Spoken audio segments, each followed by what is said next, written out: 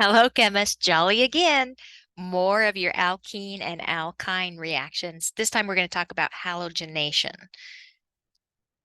So, the addition of bromine and chlorine. So, this is just generic halogenation. We're going to put two halogens on it. Okay, so if you'll notice, I specifically said bromine and chlorine. Iodine doesn't work and fluorine doesn't work. We don't mess with those two. So we're going to specifically stick with bromine and chlorine. And we are going to take an alkene and we're going to put one of those on. And I like to put a solvent with this one. So I happen to choose carbon tetrachloride, and you'll see why here in a few minutes. All right. So generically, when you want to do an addition with halogens or halogenation, start with a alkene. This is an unsymmetrical alkene. And I'm going to choose bromine this time. And I'll put carbon tetrachloride right there. All right. Now, here I have a good leaving group. Now, I know it looks funny, but a bromine attached to a bromine, but that is still a good leaving group. So my pi bond is going to attack the bromine. It's going to kick the other bromine off. And then, of course, we're going to make a carbocation, and we're going to make the most stable one, which is right there. Well, this bromine has lone pairs. Let me change colors. One of those lone pairs loves to see that carbocation, if you will, it kind of tips over. That tipped over thing actually has a name, and it's called a halohydrin.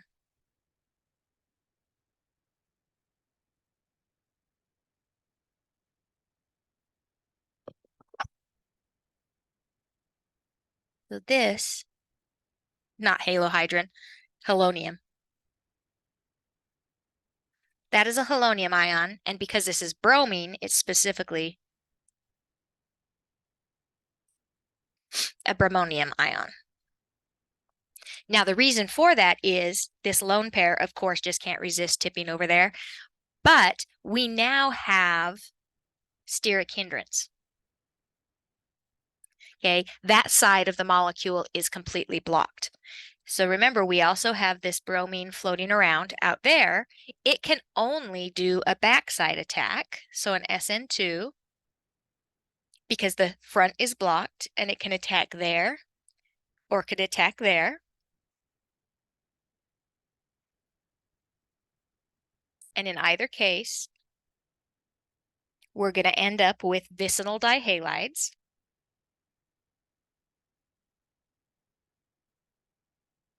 And because of this steric hindrance and the backside attack, only the anti-configuration will be formed.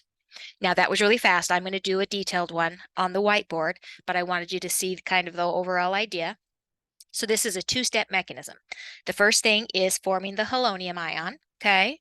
If the alkene is unsymmetrical, the first bond is to the carbon. That is the least stable, followed by the electron donation, because basically I'm saying tip it over right there. And then the second is an SN2 reaction with the nucleophile, and it has to be at the back, and it will attack the most stable carbocation position because it's not a true bond, it's more of a it's just tipped over and helping out. All right, we are going to go to the whiteboard and we're going to do a specific example with the stereochemistry.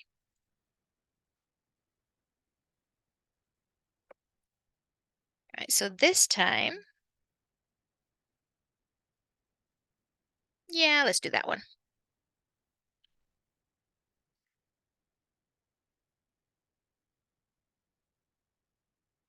I'm going to actually tip the alkene over. So that is going behind, that is going behind, and this is coming out. Okay, so I'm looking at it from the side now. All right, we're going to attack, kick that bromine off, and we are going to make the first bromonium ion.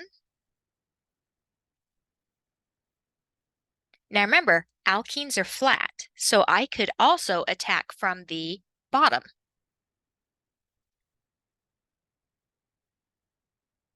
I guess that one looks more like from the bottom.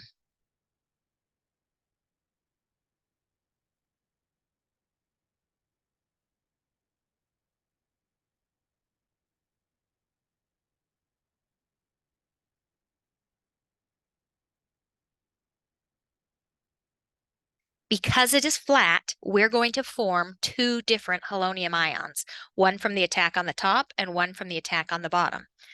Well, we also have our bromine. So now we need to show all of the different possibilities that we could end up with. So let's start with the first one. So I'm going to call this one big A. So we're going to start with that one.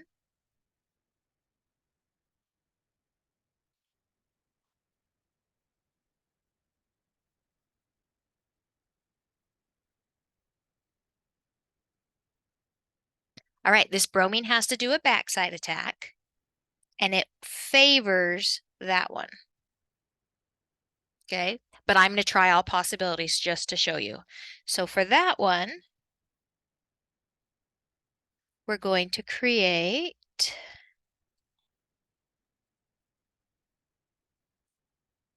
squiggle bromine, kick that bromine off.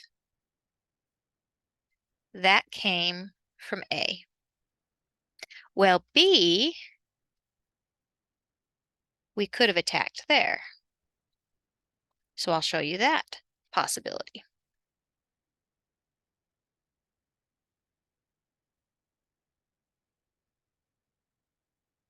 All right, so this time the bromine's going to go right there, and this is going to look really ugly. This one came from B. All right, that came from choice A. Let's do B.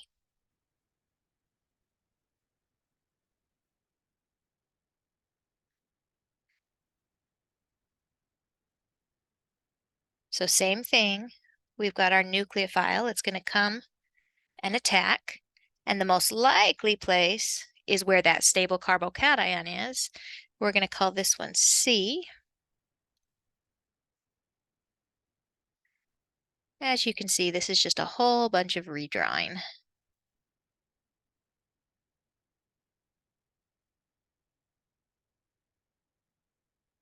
All right, so that's from choice C. And then let me see, what color haven't I used? Purple. This one will be choice D.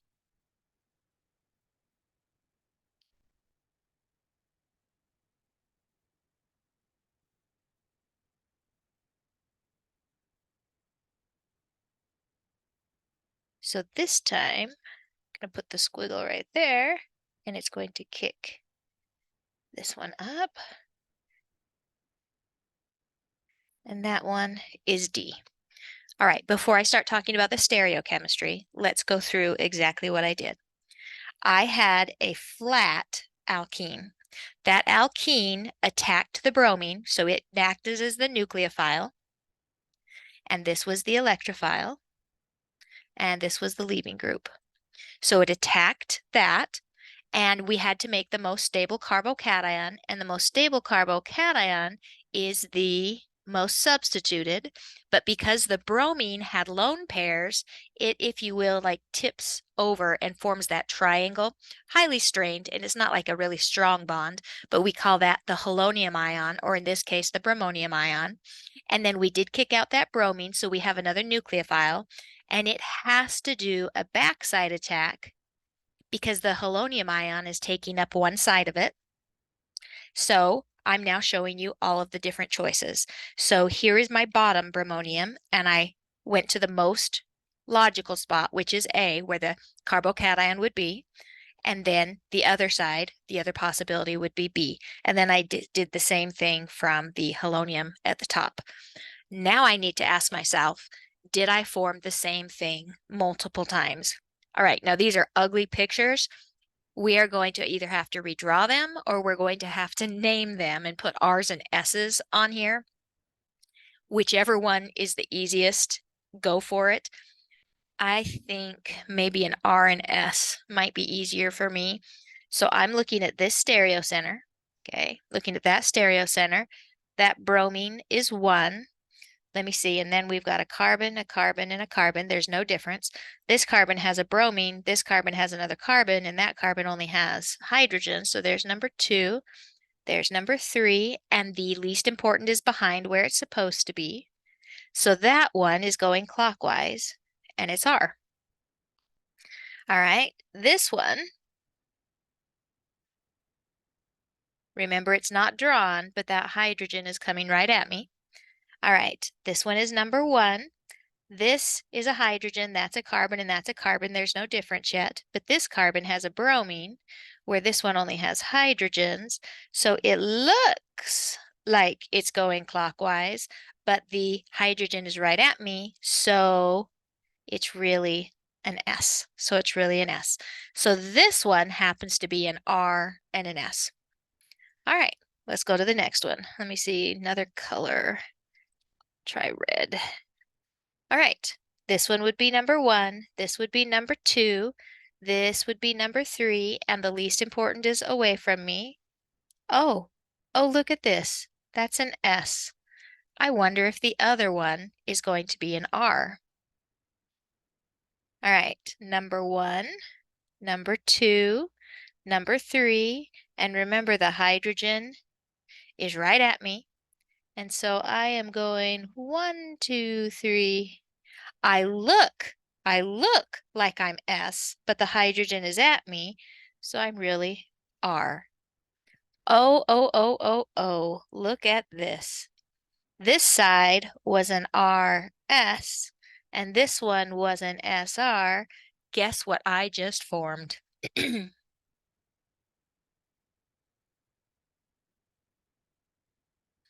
I formed the enantiomers. All right, let's just double check down here. Are these the same? All right, so this one would be number 1, this one would be number 2, this one would be number 3. So 1, 2, 3. That looks like it is going, let me see, S, and the least important is where it's supposed to be. This one, number 1, number 2, number 3. But the least important is coming right at me, so it looks like it's S, and it is an R. But, we have to compare. So this side is an S, the left side is an S, which is the same as this one, and the right side is an R, same as that one. Oh, look, those two are the same, and guess what's going to happen? Those two are the same as well. So we're going to form enantiomers in the anti-position, and that's what makes my enantiomers. All right, that was a whole bunch of, well, a whole bunch of scribbles.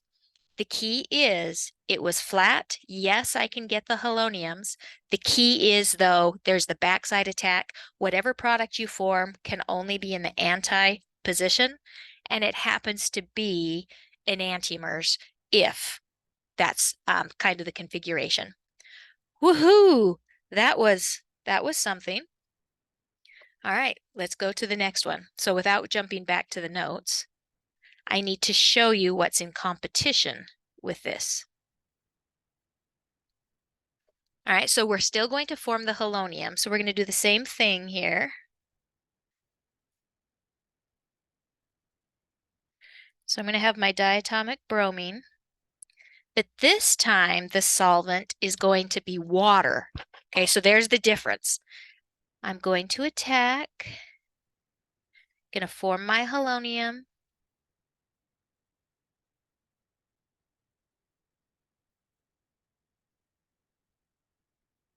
Now up to this point, it's exactly the same. But the fact that I have water in here, okay, water, there is a lot of it. It's in excess. I only have a little bit of this. So basically, I am making it compete. I'm competing, okay? Competing nucleophiles. And guess who's going to win? Well, the one that there's more of. So yes, I know the bromine is in there and we're going to form some of the original product, but I'm actually going to use my water as the nucleophile. And where's it going to attack? The most stable carbocation position.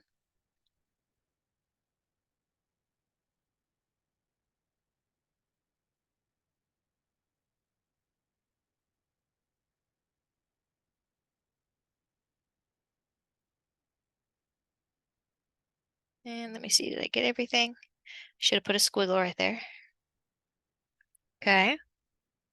Oh, what's this proton thing? Remember, I just need a deprotonation step. Something will come along and deprotonate. I'm just going to show it as a water.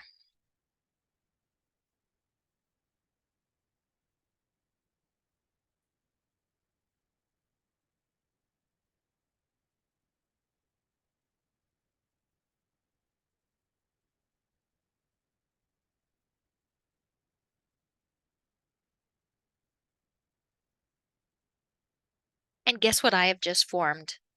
A halohydrin. Halo as in the bromine, hydrin as in the OH. Well, what about attacking from the other side? It won't be as prevalent, okay? So yes, you could, but this one is more likely because that's where the more stable carbocation would be. And that's how you form a halohydrin because you have a competing nucleophile. And this competing nucleophile happens to be water, so you end up with an OH and a Br. All right, going to jump to the reference sheet. All right, what we just did is this one. Oh, I need a different color. Green, yep.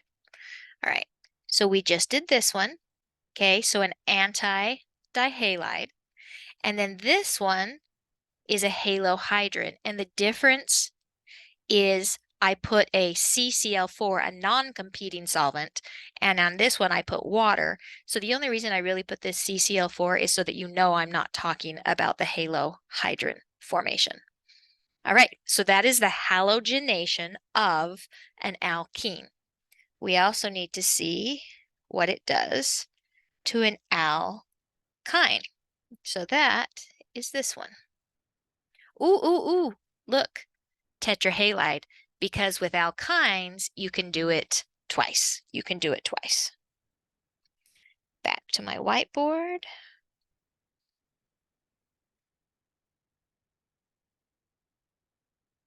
All right, so let's try it.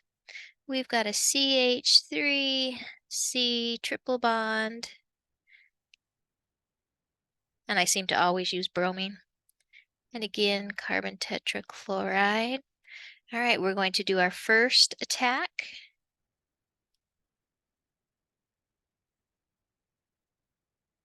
And remember, it could be the top and the bottom, but I'm just going to show the one, plus the bromine. In this side, the more stable carbocation would have been right there. So that's the preferential one. It's going to attack, and we're going to create CC, BR, and BR. And remember, it's anti, so those two are going to end up on the opposite side of each other. Oh, look, now we're just an alkene, and we're going to do it again.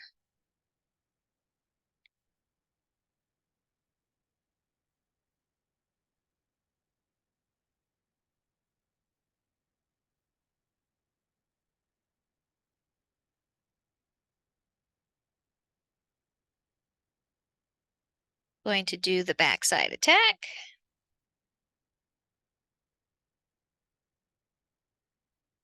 And look at that.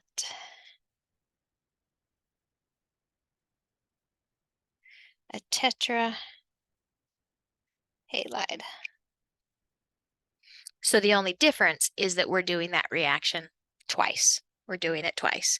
Is there a way to stop it? Well, I guess technically if you can get just one equivalent or 1 mole of the diatomic bromine, but again, very, very unlikely. Can you do, excuse me, can you do a halohydrin with the the alkyne? For right now, we're going to say no because it does something unexpected. Okay, so we have a halohydrin for the alkenes, but I don't have one for the alkyne. And that is another type of reaction for alkenes and alkynes. So until next time.